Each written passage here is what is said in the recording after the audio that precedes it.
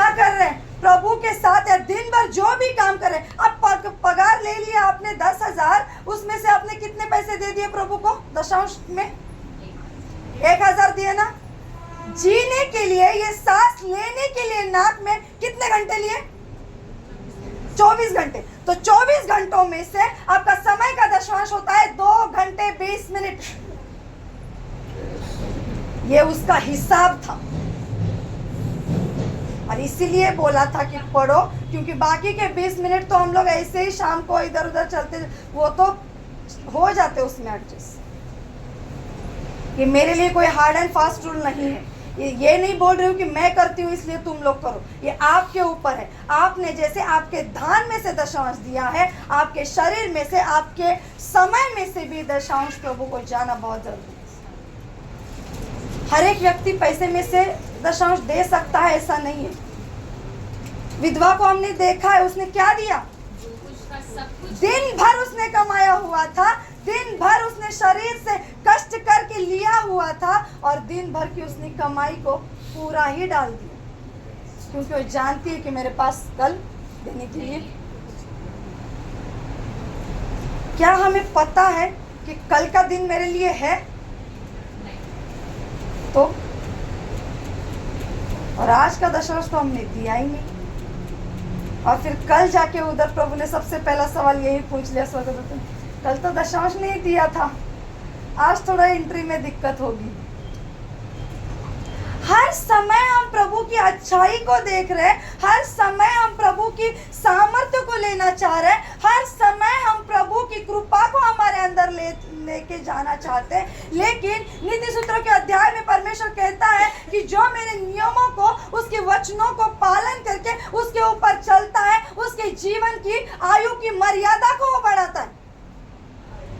ये साधारण बात नहीं है। और अभी जो हमने पढ़ा है भजन संहिता 128, उसमें लिखा है कि तेरी स्त्री तेरे सफल होके तेरे मेज के ऊपर क्या करेगी? जैतून के रोपों के जैसे, मतलब छोटे जो पौधे आते हैं उसके जैसे फैल जाएंगे। फलवंत होने के लिए एक बीज, एक जो पेड़ पौधा लगाया है, उसको खुद को पहले फलवंत होना पड़ेगा, उसके बाद उसके जाके फलवंत होंगे।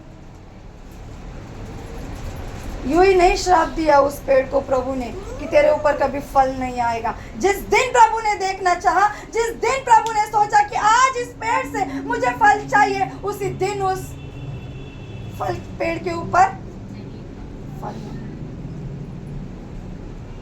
प्रभु हमें रोज देख रहे, लेकिन एक दिन, अगर उस दिन जो आएगा समय, उस दिन प्रभु ने बोला आज मुझे तुझसे फल चाहिए, और उसी साथ अगर हमारे अंदर फल नहीं है तो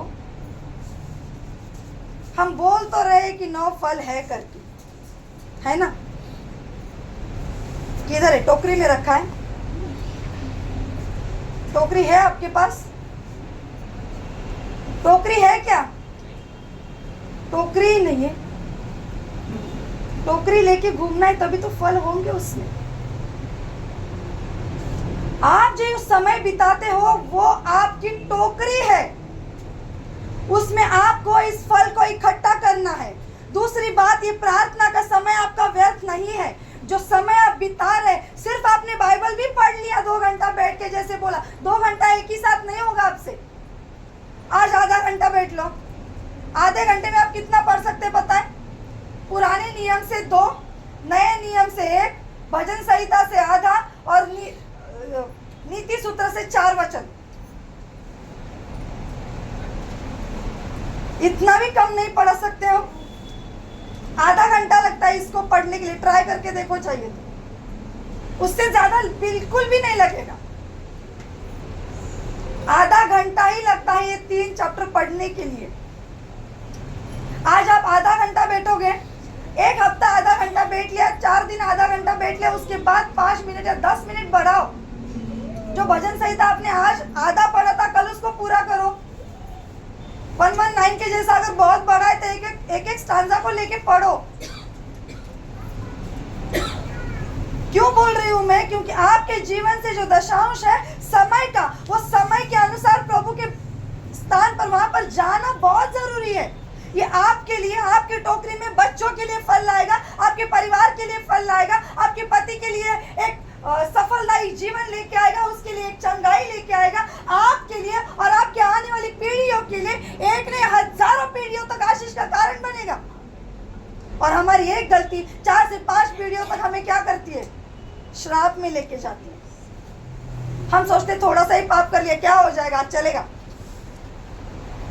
प्रभु हमेशा क्षमा करता रहता है, प्रभु हमेशा हमारे ऊपर दया करता है। इसका मतलब ये नहीं कि हम उसी दलदल में बने रहे। यहाँ पर जो हमने लास्ट समय देखा हुआ था 127, उसका जो है देखिए, 5 संतती परमेश्वराचे धन आहे, पोटचे फळ त्याची देणगी आहे, तरुणपणाचे मुलगे आहे, वीराच्या हातातील बाणाप्रमाणे आहेत, ज्या पुरुषाचा भाताशाने भरला आहे तो धन्य। आणि जर तो वेशीवर बोलाचाली करत असेल, वेशीवर जर बोलत असेल, तर तो काय होणार? त्या ठिकाणी तो लज्जित आणि फज्जित होणार नाही। इसका मतलब समझ में आ रहा है? आपके हाथ में जो 2 बच्चे दिए हुए हैं, जो परमेश्वर के धन है, वो आपके अंदर, भाता का मतलब क्या है पता है? कैसे समझोगे?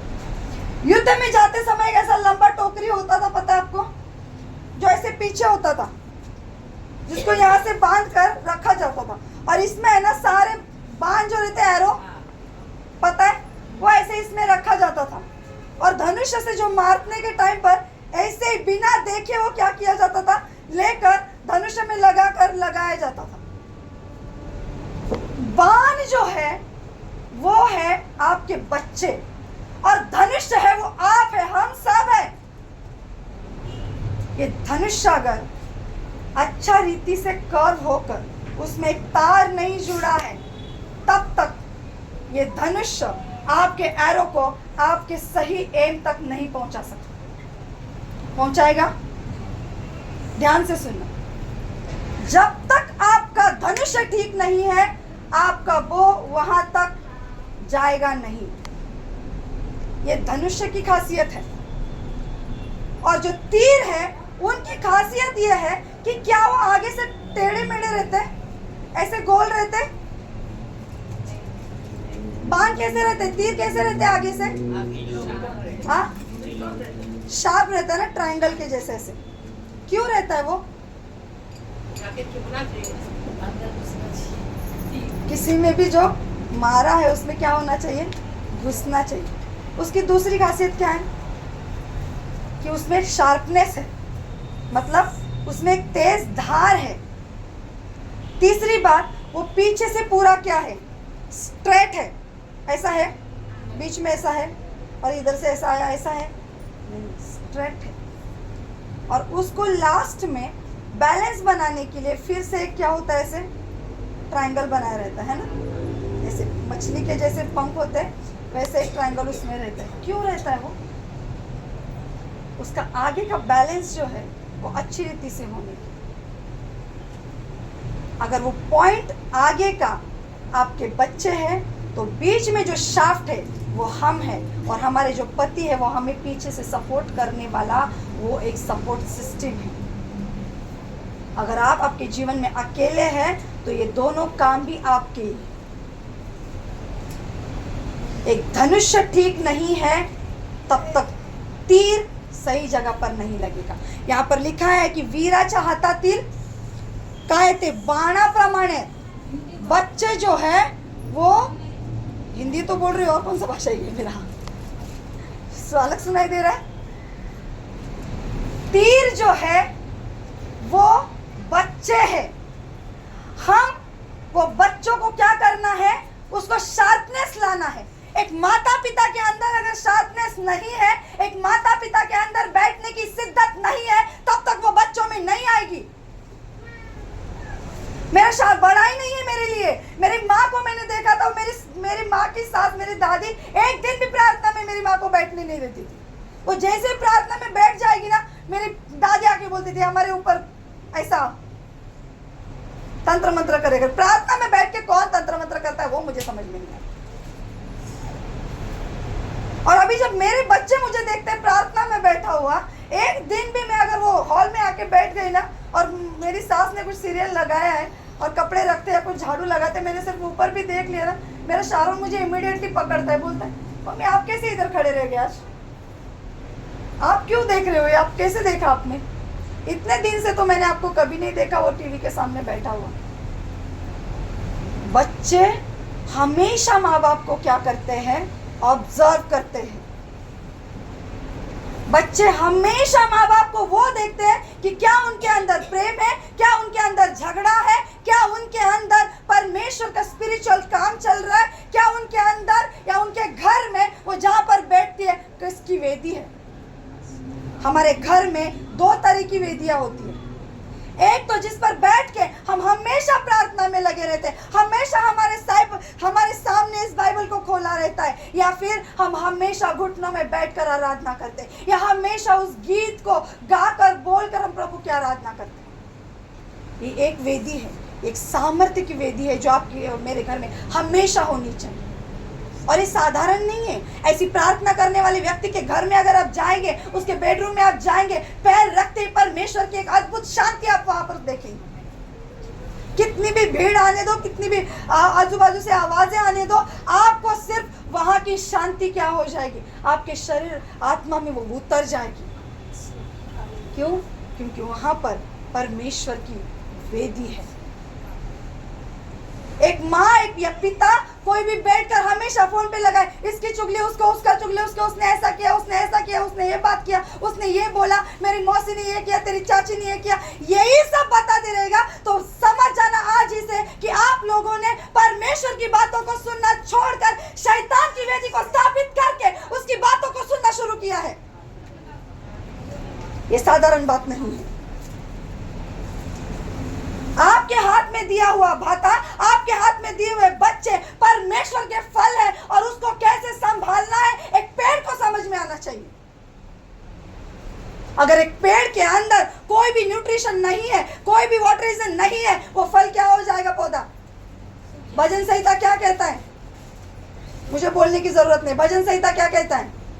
जो पौधा नालियों के अंदर लगाया गया है, मराठीमध्ये काय लिहिलंय? जे झाड पाण्याच्या प्रवाहामध्ये लावलेलं असतं ते आपल्या हंगामी फळ देतं। पानी का प्रवाह यानी वो कभी भी न रुकने वाला परमेश्वर का एक झरना है, और आप और मैं हमेशा उस झरनों में बैठकर हमेशा हमारे ऊपर से वो बहना बहुत जरूरी है। हम सोच रहे एक दिन आके यहाँ पर बैठ के चले गए, एक दिन झरना ले लिया, दूसरे दिन खत्म, नहीं होगा। घर पे जाके भी जिस दिन आपने आंखों को खोला है, उस दिन इस झरने के अंदर हमें डूब के नहा के बाहर निकलना है। ये उस बैठने का सामर्थ्य था, ये उस बैठने का अग्नि है जो आपके अंदर आएगा। ये साधारण बात नहीं है। आपको अगर लेना है कैजुअली ले लीजिए। जो प्रभु ने मुझे बोला बताने के लिए वो मैंने बताया है। सुनना नहीं सुनना, कैसे सुनना, छोड़ना, ग्रहण करना, ये पूरी तरह से आपके ऊपर। इसका सवाल जवाब मैं नहीं पूछूंगी आपको। मैंने इसलिए पूछा था वो कि आपने कितना क्यों पढ़ा, क्या पढ़ा मैंने नहीं पूछा, कैसे उसको समझा मैंने नहीं पूछा, आपने उसके ऊपर क्या मेडिटेशन किया नहीं पूछा। आपका बैठना बहुत जरूरी था, क्योंकि शैतान जब भी आपकी तरफ, आपके परिवार की तरफ एक दृष्टि लेके आएगा, वो जानना चाहिए कि यहाँ पर एक वेदी बनी हुई है जिसके ऊपर परमेश्वर का वचन पढ़ा जाए। एक घर में जब शैतानी कार्य चलता है, एक घर में जब दुष्ट आत्माओं के बंधन चलते हैं, आपको पता है उस घर में शुद्धि करने के लिए भजन संहिता 41 और भजन संहिता 91 पढ़ा जाता है। क्यों? और तेल, जैतून के तेल को लेके याजक को बुला के उसको प्रार्थना करवा के उस घर की, उस लोगों की शुद्धि की जाती है। क्यों बोला है तेरे बच्चे, तेरी पत्नी जैतून के पौधों के जैसे फलवंत होगी? जैतून का ही पौधा क्यों बोला वहां पर? निर्गिली का नहीं बोला, दूसरे कौन से पौधों का नहीं बोला? क्योंकि जैतून का ही तेल उस समय और अभिषेक के लिए इस्तेमाल किया जाने वाला पाक। आप और मैं कौन से तेल के अंदर आना चाहते हैं वो हमें खुद जानना जरूरी है। हम सोच रहे कि हमारे अंदर क्या है, सिर्फ हम हैं, आ रहे हैं। क्या हमारे अंदर के बच्चे जो परमेश्वर ने हमें दिया है, क्या हमने वो भाते में रखे हुए हैं? क्या उनको शार्पनेस दिया है? क्या हमारे जीवन में हमने उसको बो में लगाकर, वो धनुष्य में लगाकर छोड़ने जितना मजबूत किया है। एक दिन ऐसे आना चाहिए जिस दिन ये पेड़ सूख जाएगा। मैं क्या बोल रही हूँ? ये पेड़ परमेश्वर की तरफ जाने के लिए रखा जाएगा बेड़ पे। उस दिन ये खत्म होने से पहले जो बीज इस पेड़ से निकलकर जमीन में गिरे हैं उनको तैयार होना बहुत जरूरी है, और उस समय वो पूरा तैयार हो चुका जाना चाहिए। आपके और मेरे जाने के बाद बच्चे पश्चाताप करें और फिर प्रभु में आए, ये बहुत दूर की बात है। फिर हमने जिंदगी भर क्या किया? क्या किया हमने? अगर हम इस पेड़ की शाखा है, अगर हम इस पेड़ की डालियां है, अगर हमने इस पेड़ से अगर उस प्रवाह में लगाए गए हैं, तो अगर हमारे अंदर फल नहीं आ रहा है तो हमारे बच्चों के अंदर से कहाँ से फल आएगा? और हम आशा करते हैं कि मेरे बच्चे अच्छी तरह से चलने चाहिए, मेरे बच्चे अच्छी तरह से बैठने चाहिए, मेरे बच्चे प्रभु में आने चाहिए। हम रो के घुटने टेकर उपवास करके सब कुछ कर रहे हैं, लेकिन क्या हमने एक बार सोचा है कि हम सब मिल के प्रभु के बच्चे हैं? क्या हमारे अंदर ऐसे काम है जो प्रभु को पसंद नहीं है? सोचा है? क्या मेरे अंदर ऐसा कुछ काम है जो प्रभु को पसंद नहीं आ रहा है, या कुछ ऐसे कार्य है जो शैतान को पसंद आ रहा है और उस रीति से वो क्या कर रहा है, उसी के कारणों से वो हमें अलग कर रहा है प्रभु से। हमने प्रभु की दया को देखा है, हमने प्रभु के प्यार को देखा है, हमने प्रभु ने जो हमारे ऊपर दया किया है, जो हमें सामर्थ्य दिया है, उसको भी हमने देखा है कि नहीं? हम हमेशा देखते हैं प्रभु की कृपा को, परमेश्वर की प्रेम को, लेकिन क्या हमने सोचा है कि प्रभु हमसे चाहता क्या है? हम सोचते एक बार कि मेरे माँ बाप मुझसे क्या चाहते हैं। कभी कभी मैं नहीं थी तभी पास्टर जी मुझे डांटते थे, मैं सोचती थी डांटा क्यों है मुझे? डांटा उसके लिए गुस्सा नहीं आता था, डांटा क्यों है? मुझ में और कुछ बदलावट चाहिए, क्या चाहिए पास्टर जी को? क्योंकि वो मुझे खुल के नहीं बताते थे, छोटी सी गलती के लिए भी डांट देते थे, लेकिन वो हफ्ता भर है ना पूरा मैं हमेशा उसके ऊपर सोचती रहती, क्यों डांटा है मुझे? सबके सामने डांटा, इसका मतलब प्रभु को मेरे अंदर से चेंजेस चाहिए। प्रभु चाहता है कि ये बीज एक दिन तैयार होना ही चाहिए।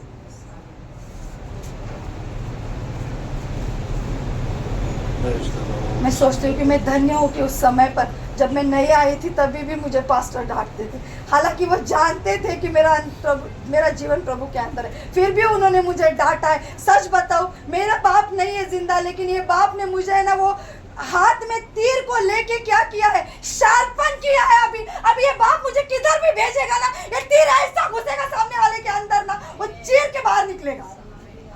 वो शैतान की कोई भी ताकत को मेरे सामने आने से बिल्कुल नहीं खड़ा कर सकता है, क्योंकि ये तीर अभी क्या हो गया है, तैयार हो गया है।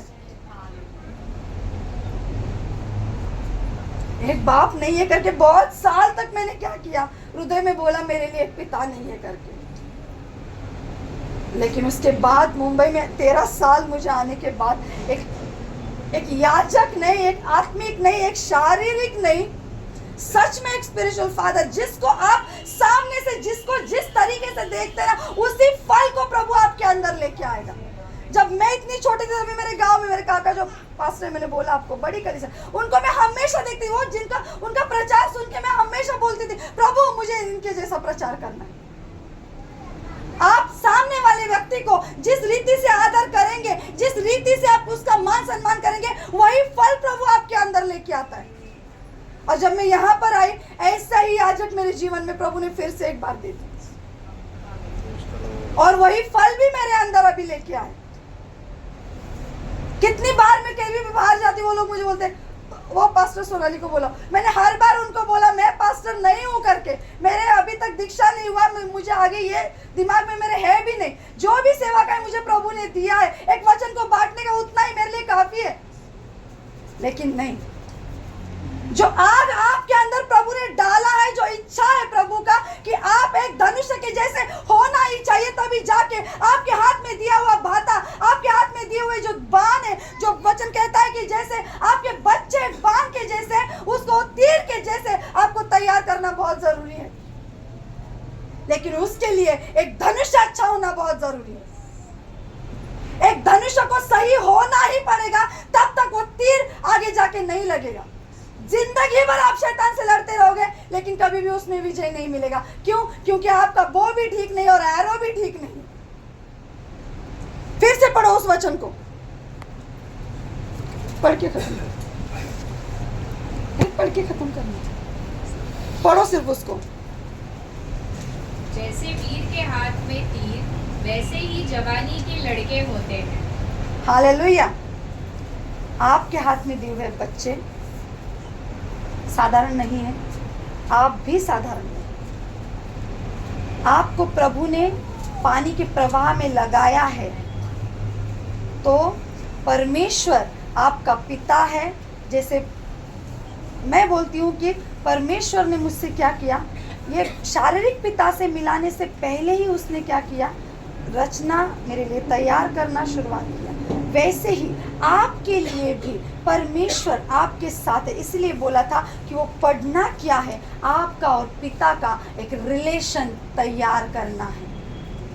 और वो बाद में क्या आ जाएगा, फिर शार्पनेस आएगा। थोड़ा रोज धार लगाएंगे, एक दिन शैतान देखेगा ये बाण अभी क्या है, तीर अभी तैयार हुआ है। वो हमारे परिवार के अंदर, बच्चों के अंदर, पति के अंदर या जीवन के अंदर बीमारियां लेके आने से पहले 10 बार सोचेगा, अगर हमारे अंदर क्या है, एक शार्प इंस्ट्रूमेंट है। समझ में आया कि नहीं? आया। खुद को एक धनुष और एक तीर के जैसा तैयार करना शुरू करना ही वो आपका बैठना है, जो लास्ट संडे बोला। समझ में आया? अभी आपका और पिता का रिश्ता ऐसे ही होना चाहिए, ठीक है? मुझसे कुछ भी गलती हो गई, मैंने आपके हृदय को अगर दुखाया है तो प्लीज क्षमा करें। लेकिन आत्मिक उन्नति के लिए और आत्मिक स्तर पर बढ़ने के लिए ये आपको सबसे ज्यादा मदद करे। नेगेटिव नहीं लेना इसके लिए, पूरा कि प्रभु मुझसे क्या बात किया है आज, प्रभु ने मेरे हृदय से क्या बोला है, प्रभु मेरे अंदर अगर एक तीर की तरह इस वचन को घुसाया है, डाला है, तो आज से ही मेरे जीवन में बदल होना चाहिए। ये आज क्यों सिखा रही हो 2-3 संडे? क्योंकि हम जो उपास प्रार्थना में जा रहे, आपके जीवन में उस उपास प्रार्थना में उद्देश्य होना चाहिए। नया साल आने से पहले क्या मुझे नए साल में क्या क्या चेंजेस करना है, उसके लिए ये 15 दिन प्रार्थना में बैठो, उपास के साथ प्रार्थना में बैठो कि आने वाले 1 तारीख से प्रभु उसके ऊपर मेरे अंदर काम करने के लिए शुरू होना चाहिए। 1 तारीख से नहीं, उसके पहले आज से ही हमें क्या करना है, उस सारे विषयों को लेकर प्रार्थना करना है, उपास में बैठना है, और 1 तारीख आने से पहले हमें क्या होना है, उस सारे बदलावट के लिए तैयार होना है। हालेलुया। हम आगे के समय को परमेश्वर के हाथ, प्रभु के दासों के हाथ में देंगे।